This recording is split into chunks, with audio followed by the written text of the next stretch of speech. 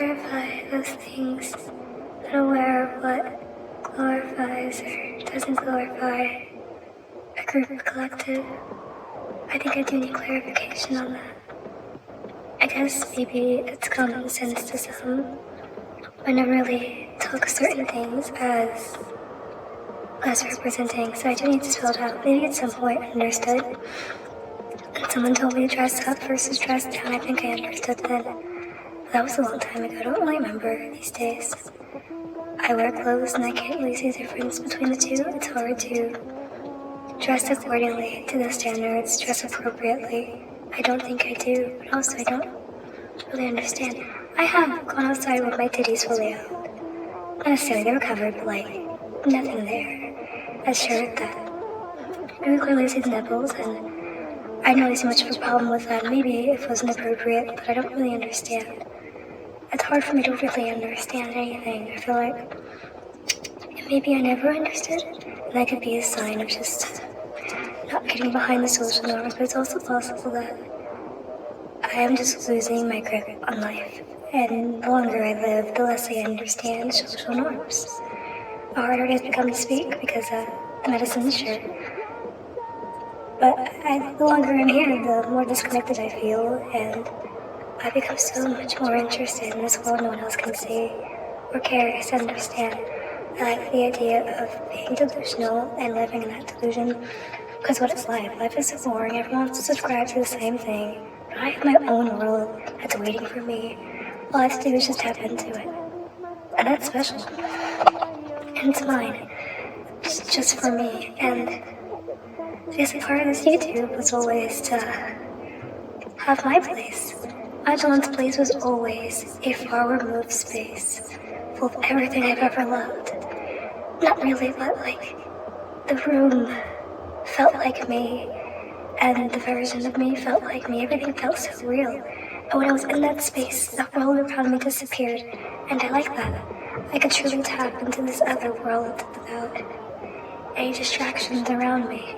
I wanted to be like that. I guess I will continue to. For a brief moment, I tried to showcase my reality, because that's what people do on YouTube. Vlogs, they show the real shit. When I pull up my camera, it's what's going to show. But with a little bit of editing, a little bit of putting myself more into it, maybe it won't be that anymore. I don't know. I guess what I'm getting at is this whole idea of let me be crazy. I have to also let myself be crazy. I can't pretend to fully grasp a lot of things, like I'm just too far gone, honestly. So I might as well just live the life that I was always supposed to live. And it was never the life that chose words regularly. It's the kind of life that uses fantastical speech, I don't know, talks in metaphors and abstraction. Yeah.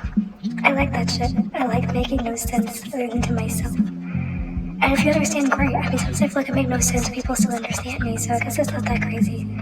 People that need to understand me will, and that's what's important. That's all I really need, is for people to understand me that need to. And if you don't understand me, I don't probably want to talk to you. Let's be so real. I like the idea of being my own little space, and I always try really hard to fit into this world because it can be dangerous if I don't.